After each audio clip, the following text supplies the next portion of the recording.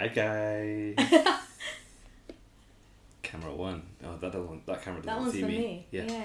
Camera one. Hi guys. Camera two. Hi guys. Camera one.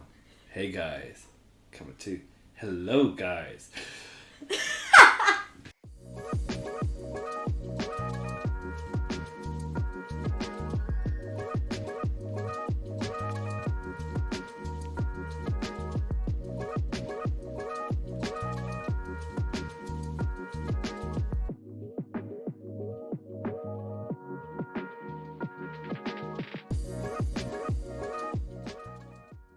Hi guys, and welcome back to another episode of Life Out Loud. I am your host Vishal, and today we are presenting Yash's story. Yes, we are. But before we go into your story, before we even talk about your story, what is going on with 2020? I don't know, man. We're already in August now. August. Okay, August, and what just happened? We just had the little blast go off, massive blast go off in Beirut. Yep. A petrol station just blew up in Russia, was it, yesterday? Yep. Something blew up in Birmingham yesterday as well. I just don't get it, but I have a theory. What is it? Do you want to hear my theory? Go for it.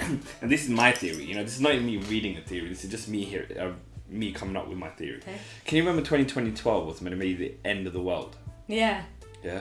What if they got the 12 mixed up?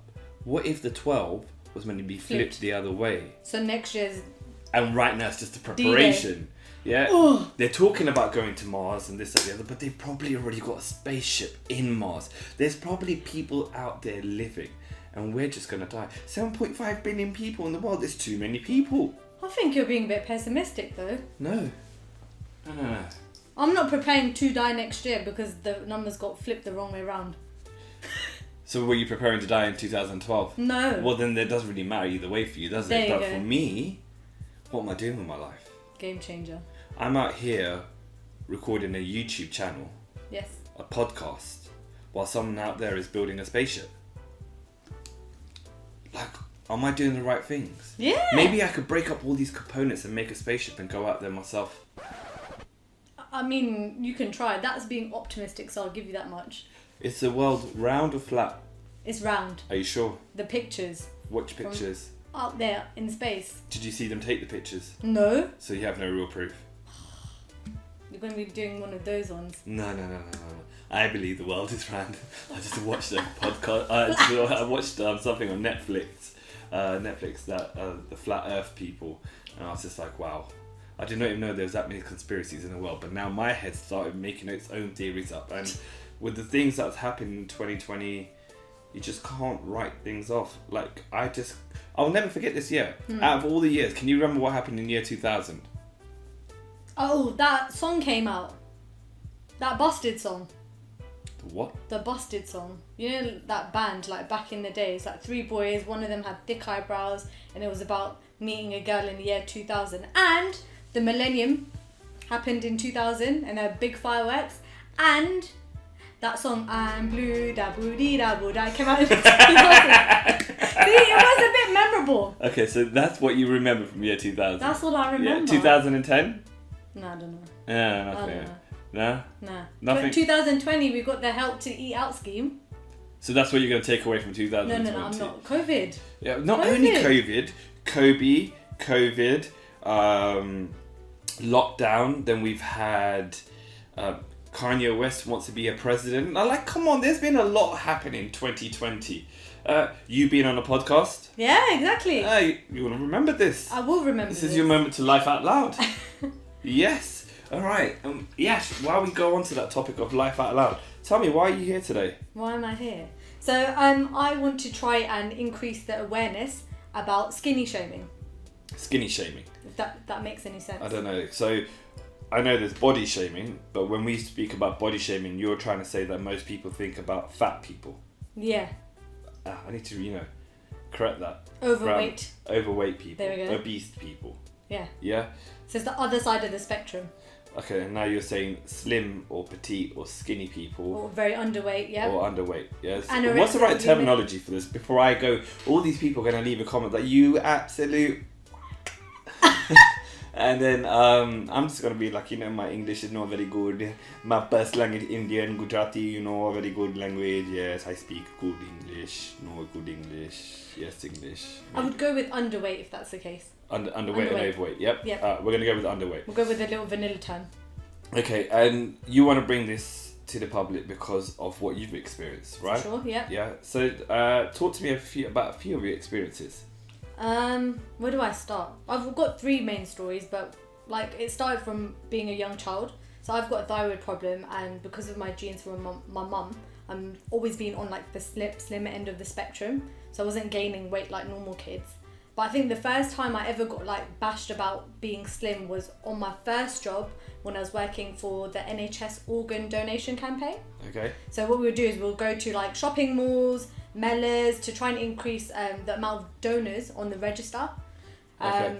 And I had people come up to me, or I would go up to them vice versa to say, would you like to join on the register? There's a lack of Asian people, black people, that we're 3 times more likely to need an organ. And people would say to me, well, why should I donate my organ? It's not as if you can. And I'd be like, what do you mean? And they'd say, well, you're way too skinny, you're tiny. What organs are going to be any use to anyone else? Wow.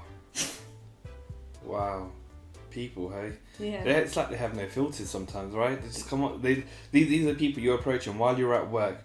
Just the general public coming up to you. So it's not even people you know. No. These are people, just random people, you're approaching them just like a sales job normally would be if you're out on trying to approach customers and you're just trying to tell them, you know what, donate your organs. Yeah. And they're turning around and saying, well, why should I if you can't? Because they're assuming because you're so skinny. Yeah, that I can't. How did that make you feel? Not great at the time, but I think the problem stems from just lack of awareness and education, because I think the misconception is if you're underweight and you want to give blood, if you're not a specific group or blah blah blah, or you're anemic, you can't give. So I think that got tagged to organ donation. Okay. But also as well, I feel like because I probably looked even more so like a child at the time because I was 17, when someone's older than you, they just feel like they've got this hierarchy or power just to tell you, well, I'm going to tell you how I feel. This is what it is, and then you can't do this. So, that was your first real abuse, or did you have anything in high school? Did you get any comments through teenagers? Told you not to kick the table. I just did it. Why did you kick the table? I said no kicking the table. We don't kick the table. It was involuntary. I'm glad it wasn't voluntary. So nothing in high school. You get the odd thing oh, you're so skinny, but I feel like at that age it just didn't get to me. I was a bit naive about it. Okay. But when you get to adolescence and you're hitting a certain age and people are dressing and looking a certain way and you think, okay, well, X, Y, and Z isn't happening because of my weight, basically. Okay, so did you, when you used to get these comments, who would you speak to? Probably my friends, but if anything, I just kept it in for the longest time. Do you think that helped? Keeping it in or speaking to my friends? Both. Keeping it in didn't in the long run. I had to deal with that later on. But speaking to the odd person, yeah, it would help because they would be like, well, Yash, there's nothing wrong with you. Okay. So it's some sort of confirmation that, you're alright. I'm alright. Okay, it's just the world. So that's obviously one story. Keeping it in is something that I want to go into because I always believe that one of the most powerful things that you can have in this world is your voice. Yep. And not being able to talk is something that can lead to mental problems. You can then you can go into a whole dark place because it's just your thoughts in your head and you're not speaking about it and no one's giving you anything back. How long were you keeping it in for? And who was the main person then you then got to? Did you ever even get to a point where it's just let me let this all out? Or is this? Yeah, no, it happened in my final year of uni because in my second year of university while I was studying pharmacy, I found out from one of my best mates at the time that there was a guy within our lab class that was going around and telling people that Yashmi leaves labs or she goes to the toilet or whatever to make herself feel sick. Oh, God. So someone had actively gone and told people that I was either anorexic or bulimic, and I found out from 7 other people saying, yeah, he's been saying this. And then I held it in for 2 years and then thought, you know what, screw this. I'm going to confront this guy. Literally went up to him at my pharmacy board, was like, don't ever do that to anyone again. He totally denied it, but I felt really good. Put it Good. that way. Yeah. Well, It was a job done. well done. And then after that, did you feel like there was a weight lifted off your shoulders and you just wanted to be that confident person or that strong person that will, if someone said something, you'll snap back? Fully. I mean, I've always been outspoken. My friends and family will tell you that. But with regards to one thing, I can see that already. Don't worry. it just had to come out basically. Okay. Yeah. So okay, you said there was 3 stories. I'm pretty sure that was one of the one. Yeah. So what's the third story? Oh, the one where I went on a date. Oh. I like dates. Do you? Yeah. I don't. Why Not anymore. Been on too many. You've been on too many dates? Too many. Okay. Before we go to this one, is there any other stories about any dates that you want to talk about? Not, Why don't you like dating? But it's tedious. In what way? Getting to know someone initially and then it pans out to nothing, or you think it's going well and then they throw a killer line or a maneuver and you're like, right, this isn't happening. Name me some of the lines that you've heard. I want to see if I've ever used them as a man. And don't blame me, people. We all do it. I can't recall them right now. That's the problem. If anything, that was not even just lines. I went on a date with someone one time and they decided that because I gave feedback at the counter to the staff, he was like, why would you say that? Like, just stop. He was telling me to basically shut up. I was like, well, if a cash machine needs to be used and the card machine's not working, they should put up a sign saying card machine not working. He's like, I would have not said anything. So yeah, someone was just trying to tell me to shut up on a date and I was like, got a problem, we can date someone else. In my head. You didn't need to say that. No, I did. No, you didn't need to say that. It was raining. It doesn't matter. Oh, you're one of those people. I get, yeah. Constructive feedback No, is important. you know on the what? job. It is important. See? But I'm one of those people. Yeah, when I go out and I'm going to eat, I'm not on a date. Okay. Yeah, let's say I'm going. This was bowling. Yeah. Yeah, it's pretty box standard. Anyway, I'm Okay, saying, fine. even if my chips came cold or something wasn't right, I don't ever call the waiter back and complain. I just leave it and order something else. Nah, see, that's where I'm on the other side. I will always say something. Yeah, and it's the right thing. See, generally, I would have saved so much money if I just complained about my food. There you go. And also, it's about the tone. I don't say it in a condescending way. Oh, so how would you say it? So let's just say I've just brought you a plate of food. Here you go. Yeah. And it's not right. It's not right. Is our chips cold? Yeah. Let's say the chips are cold. Chips are cold. So we'll call the waitress back and be like, Hey. I'd say, hi, we've just ordered this lovely plate of chips, but unfortunately they're not warm enough. Is it okay if we can get another portion? Okay. Oh, so we went from hi to Indian place. These are peri chips now. Masala mogo chips. You just went from a normal restaurant to an Indian one. I'm No, dead. my hi was, and it was like, hi. No, you didn't say that. You went, hi, my name's Vishal. Oh, shit. See, feedback. Nice feedback. Then they know. I do complain sometimes, but I'm one of those, I can't do it face to face. So I do it behind the phone. So the only time I complain is on Uber Eats if my food comes wrong. So you don't like confrontation then? I don't like confrontation. Yeah, but if it's legitimate, then things need to be said. I know, just don't say it to me. Okay, fine. I don't like confrontation. You know, when I see confrontation, I run. I do. If someone comes up, the only time I have confrontation if it's at work, because I'm always right when it comes to work. Okay. But if it's outside of work, I'm probably wrong. So what about if you have a customer and they say the customer's always right? What do you do? I don't know if I can And put they're that out blatantly there. wrong. I don't know if I can put that out there. If let's say it's not in my current job, if a customer says they were right and they were blatantly wrong, Yeah. I would say, can you prove it? Oh, okay. So you would say, okay then, and then walk off. No. And run a mile like you said.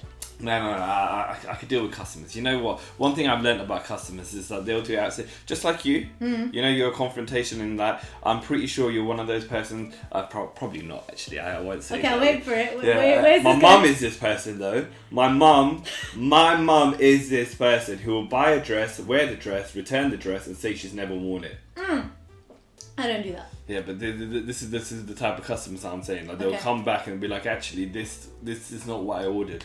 It's context. It just depends on the situation, isn't it? It's context. Yeah. So similar to this weight situation, context. Yes. If you know someone on the level, say for example, they had said, I'm going on a massive diet, need to shed X amount of pounds before my wedding, and then they come with a banging dress on their birthday, and they're literally like, how do I look? And you know they're fishing for that compliment. Yeah, you can say, yeah, you're looking really skinny now, looking great. That's different. But Skinny. Can't. Skinnier. Ah. Skinnier. Sorry, I should have said skinnier. Yeah. There we go. Context. Context. And if you know that person personally, then it might be alright. Okay. Talk to me about your date. Okay, so the date. It was the Tinder date. It was a Tinder date. It was a Tinder date. The app where you swipe left and right, people. Left or right. When you see me, you swipe. Left. Which one's the right one on the right? Left is no. That is bad. Swipe right, swipe right, swipe right. Swipe right, girls. Yeah, make sure everybody swipe. You're not going to find me on Tinder, you know. It's not good. You're not going to find me on Tinder. But what you can find me on is TP and Us, my Instagram page. Or The People and Us on the YouTube page. Yeah, see what I did there? Advertisement. Just throw it in. TP and Us. Throw it Go on in. there, no Tinder. Debundus. Oh, it's here. Debundus.com. Debundus. Yeah, my cousin actually didn't know what it stood for, so she always said Debundus. With the head. Probably not with the Debundus. head, I just add it in. It's natural these days. Okay, fine. Your Tinder date. Yes, so this was about 3 years ago, or 2 years ago. I thought I was going out with someone that happened to look like the old school David Beckham, so like shaved head, not quite chubby anymore, he's got really good looking, had good chat about him. Spoke to him for 3 or 4 days on Have that. you got a picture?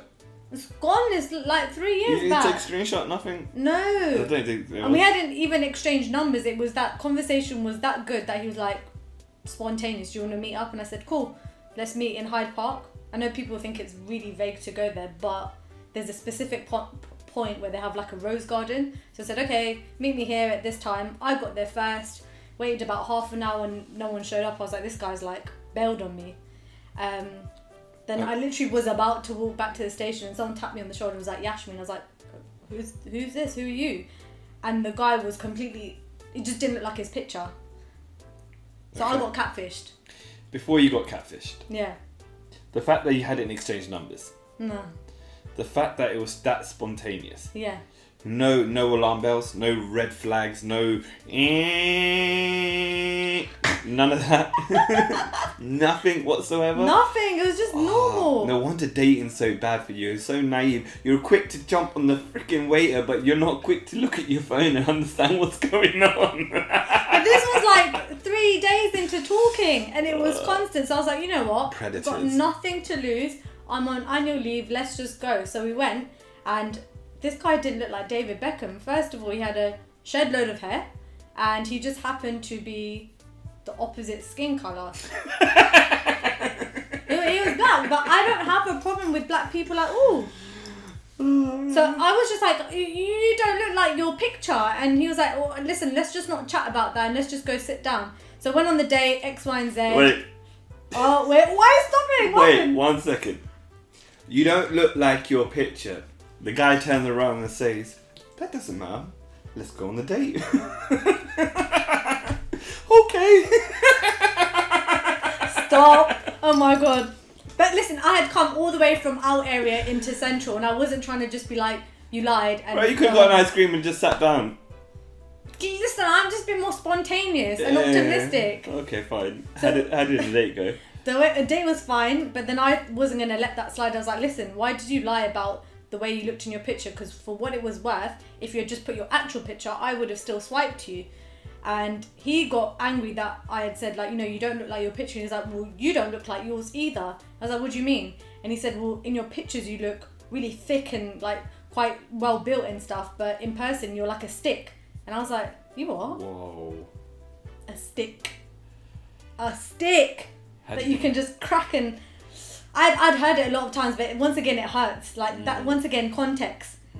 He lied about his whole appearance and tried to almost throw in as if like I had a racial problem, which wasn't the case at all. It was a perfectly nice guy. I was like, you lied, that's the principle, and now you've just jabbed me in my way. I doubt he was a perfectly nice guy. Well, in the end, no, yeah, it's questionable. He sounds a bit like a predator, which if I may say myself, if my footballing fans that are watching me, if you see how I put the 2 and 2 together, because David Beckham or Adidas Predators. Oh, I see where you're coming. Shit. What analogy! Unagi. Okay. But then a date basically ended there, and I went and walked off and got a KFC. Oh, how was the KFC? It was great. Got a zinger burger. With the hash brown? Without that day. With the salsa? Yes. Oh. You can't have the salsa in the zinger burger. On the side. They do it in a pot now with the gravy on the side. See, that's better because when you put it in the burger, it slides. It goes. Yeah, I just don't know. Have you seen their supercharger sauce? No. Yeah, you get that in the Zinger Tower burger meal instead of the salsa. Oh my god. Oh, see, I don't have KFC on a regular though. I haven't had KFC probably a year. Yeah, it's not that deep banging. anymore. It is that deep. It's not that deep anymore. Fried chicken. Chicken. I'm hungry, by the way.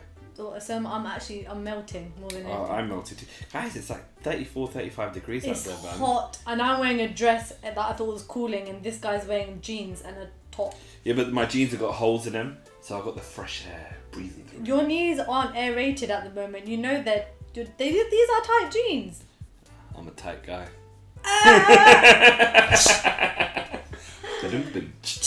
Okay, so if we was to sum up this whole podcast, apart from the amount of jokes we just had, it